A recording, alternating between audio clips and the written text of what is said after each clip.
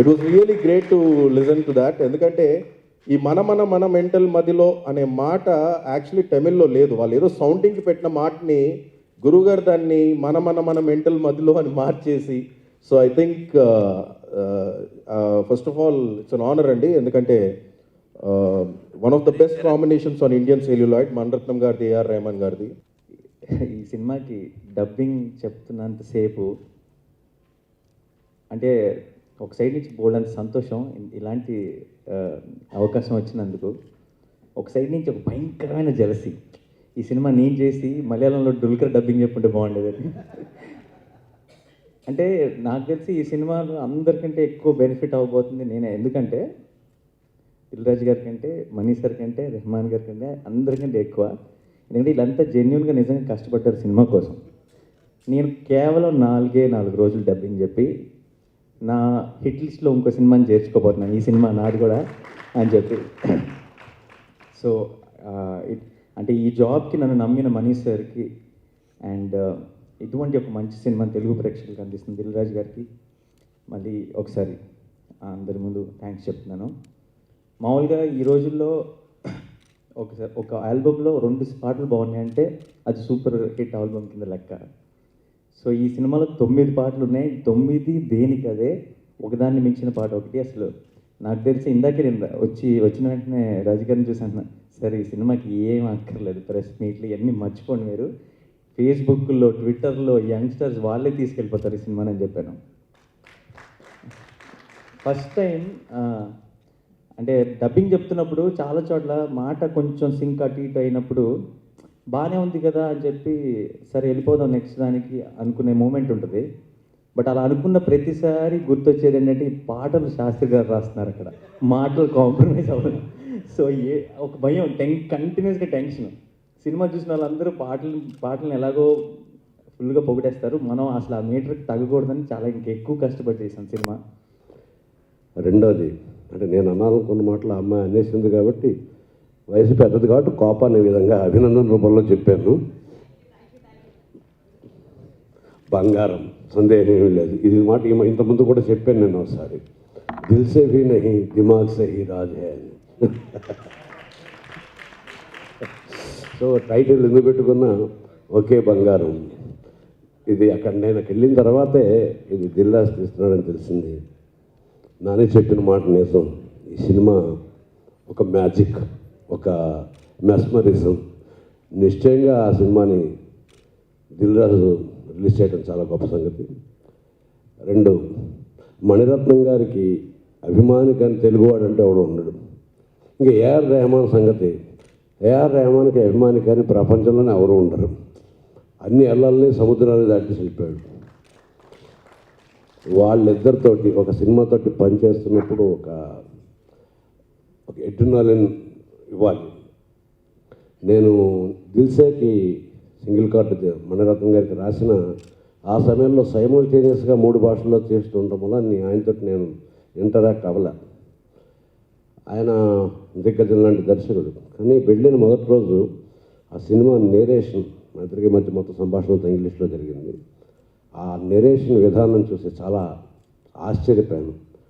తర్వాత ఆయనతో మాట అన్నాను, నేను చాలా కాలం ఏంటండి డబ్బింగ్ సాంగ్స్ రాసి, నిజానికి దీనికి రాయకుండా ఉండడానికి తప్పించుకోవడానికి చాలా విధాలు ప్రయత్నించాను. కేవలం ఇది మీ సినిమా అవటం వలన తప్పించుకోవడానికి ఇష్టాలు సాధ్యం కాక ఒప్పుకున్నాను.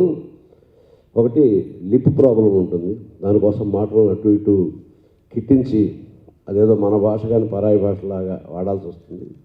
నాలాంటి సామాన్యుడికి మణిరత్నం గారు డైరెక్టర్, ఏఆర్ రెహమాన్ గారు మ్యూజిక్ అండ్ సీతారాం శాస్త్రి గారు లిరిక్స్ రాసిన పాటను నన్ను లాంచ్ చేయడం నా అదృష్టంగా భావిస్తున్నాను. ఇది అందరికీ జరగదు. I'm feeling really lucky and I'm wishing all the best and all the luck for Mani Ratnam sir and A R Rahman garu అండి. సీతారాం శాస్త్రి గారి గురించి ఒక చిన్న మాట అండి. ఇవాళ నేను డిప్రెషన్ నుంచి బయటకు వచ్చి ఇంత కాన్ఫిడెంట్గా మేమందరం మాట్లాడుతున్నానంటే దానికి సీతారాం శాస్త్రి గారి పాట వల్లేనండి. సార్ మీరు రాసిన ఎప్పుడు వదులుకోవద్దురా ఓటమి, ఎప్పుడు వదులుకోవద్దురా ఓటమి, ఎప్పుడు ఒప్పుకోవద్దురా ఓటమి అనే పాటకి దానివల్ల నేను ఇంక కాన్ఫిడెంట్గా ఉన్నాను సార్. అండ్ అది నాకు చాలా స్ట్రెంగ్త్ని ఇచ్చింది and it gave me lot of confidence అండి. Sir thank you so much sir. Sir పాటలు శ్రీవరి సీతారామ శాస్త్రి గారు పాటలు ఇన్స్పిరేషన్. నాకు కూడా ఇట్స్ లైక్ ఏఆర్ రెహమాన్ గారు పాటలు అంటే it makes my day. Especially ఇంతకుముందు తేజు రిలీజ్ చేసిన సాంగ్ మెంటల్ మదిలో అన్నది it's such an amazing song. నాకు లూప్లో ప్లే అవుతుంటుంది కార్లో. మా మమ్మీ డాడీ వాళ్ళు తిట్టినా కానీ ఏంట్రా రాత్రులు సౌండ్ పెడుతున్నాం అని, but still I'm listening to that song and నా హెడ్లో ఎప్పుడు రింగ్ అవుతూ ఉంటుంది. It's a fantastic song. And Dil Raju గారు నార్మల్ స్క్రిప్ట్ సెలెక్షన్ సూపర్ ఉంటుంది, బట్ నిజంగా sir to get this movie and Telugu పీపుల్కి చూపించడం it's really sweet of you. ఈ సీడీ నా చేతికి ఆల్మోస్ట్ 7 days అయింది. వచ్చిన నుంచి నేను షూటింగ్కి వస్తున్నప్పుడు ఈ పాటలు వింటుంటే ఏదో తెలియని ఒక తీయటి అనుభూతి. సో ఎట్టి పరిస్థితుల్లో శాస్త్రి గారిని పిలిచన్న ఈ ఆడియో ఫంక్షన్ని చెయ్యాలని నేను నిర్ణయించుకొని ఈ ఆడియో ఫంక్షన్ పెట్టాను. అది కూడా ఈవినింగ్ పెట్టమని శాస్త్రి గారు చెప్తేనే ఈరోజు 7 o'clock పెట్టి నా ఆత్మీయులందరినీ పిలిచి ఈరోజు ఈ ఆడియో ఫంక్షన్ చేశాను. రెండోది మణిరత్నం గారు. అందరికీ మీకు తెలిసింది సఖి సినిమా ఒకటే చెప్తున్నారు. నేను డిస్ట్రిబ్యూటర్గా మొదలయ్యి ఆఫీస్ పెట్టిన తర్వాత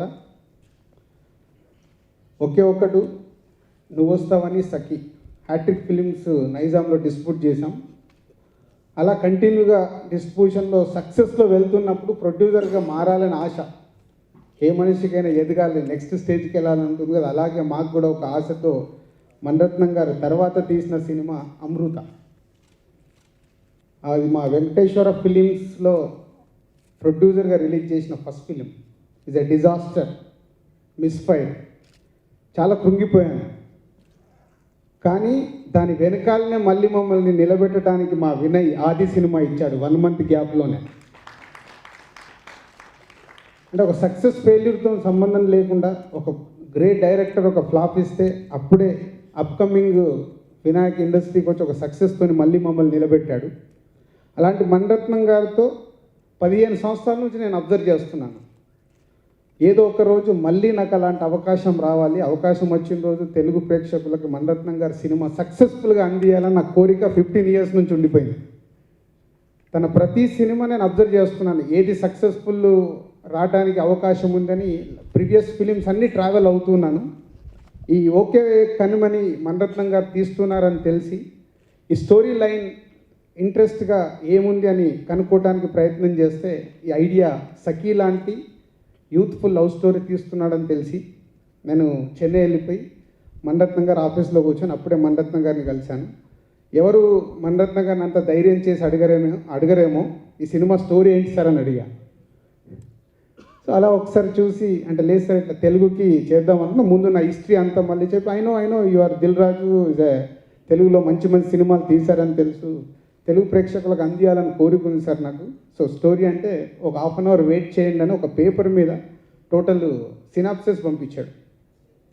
అది 1/2 hour నేను అదే ఆఫీస్లో కూర్చొని అక్కడే అది చదువుకొని ఆ స్టోరీ లైన్ పాయింట్ నుంచి స్టోరీ లైన్ తెలుసుకొని ఈ సినిమా అక్కడే 5 minutesలో వాళ్ళు ఒక ప్రైజ్ అంటే 5 minutesలో ఫైనల్ చేసి అగ్రిమెంట్ చేసుకొని వచ్చేసాను. మన దిల్ రాజు గారు వెంకటేశ్వర క్రియేషన్స్ సినిమా వస్తుంటే నా సొంత సినిమా వస్తున్న ఫీలింగ్ ఉంటుంది ఇప్పుడు ప్రతిసారి. ఇక అది ఖచ్చితంగా హిట్ అవ్వాలని అవుతుందని, అంటే హిట్ అదంతా మణిరత్నం గారి సినిమాని అనకూడదు. మణిరత్నం గారు సినిమా తీశారు, సినిమాని ప్రేమించే ప్రతి వాళ్ళు అది చూడాలి అంతే నాకు తెలిసినంతవరకు. ఎందుకంటే నాలాంటి అందరూ డైరెక్టర్స్ అంటే మణిరత్నం గారి సినిమాలు చూసి మేము ఎదిగాం. మా సక్సెస్లో ఆయన భాగం కూడా ఉంది. ఎందుకంటే కెమెరామెన్స్కి ఇన్స్పైర్ చేయడానికి ఏదైనా ఒక మంచి షాట్ పెట్టాలన్న మణిరత్నం గారి షాట్లో ఉండాలని ప్రతి డైరెక్టర్ చెప్తాను. అంటే నేను చెప్తాను, మిగతా వాళ్ళు కూడా విన్నాను.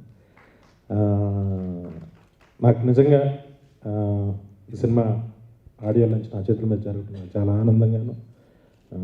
ఆనందంగా ఉంది. ఈ సినిమా ఖచ్చితంగా హిట్ అవుతుంది.